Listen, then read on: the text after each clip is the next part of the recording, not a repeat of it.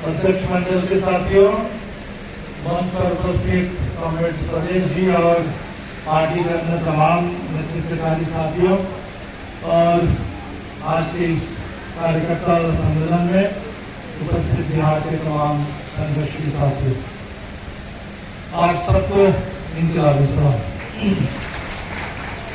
चुनाव के बीच में ये सम्मेलन हो रहा है और ये दूसरे चरण का नामांकन का दौर चल रहा है। 19 अप्रैल पहले चरण का मतदान है। तो बीच चुनाव में अब हमें पता है कितनी सीटों पर हमें लड़ना है, हमारे साथी कौन लड़ेंगे चुनाव, ये सब हमें जानकारी मिल चुकी है। अब इस लड़ाई में और गति आने के लिए, इसको और तेज करने के लिए, इस पूरे मुहिम को जीत के मंजिल तक पहुंचाने के लिए हम लोग आज यहाँ इकट्ठे हुए हैं। तो पहला सवाल है कि चुनाव को हम देखें कैसे, ये कैसा चुनाव है। तो लोगों को यह लग गया है कि यह चुनाव कोई सामान्य चुनाव नहीं है। अब मोदी सरकार को देखिए, भारतीय जनता पार्टी को देखिए, तो बिल्कुल साफ है वो कोई चुनाव नहीं हो रहा, वो जंग लड़ रहे हैं।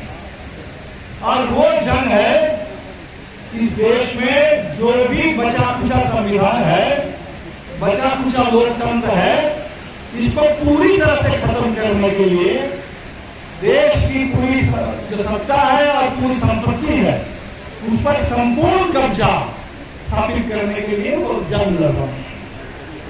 तो जंग जब सरकार लड़ रही, भारतीय जनता पार्टी और संघ ब्रिगेड के लोग जब जंग लड़ रहे हैं, तो हमें भी जंग ही लड़ना पड़ेगा।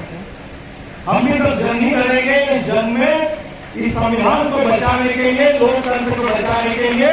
और ये जो इनका फासिस्ट मंसूबा है, इस देश की आजादी के खिलाफ, लोकतंत्र के खिलाफ, संविधान के खिलाफ हिटलर शाही छोड़ने का जो फासिस्ट मंसूबा है, इस मंसूबे को चकनाचूर करने के लिए, धूल चटाने के लिए हम कितनी पार्टियां किधर है, वो सभी बातें वो अपनी जगह पर ठीक है, तो सामान्य समाज के लिए है।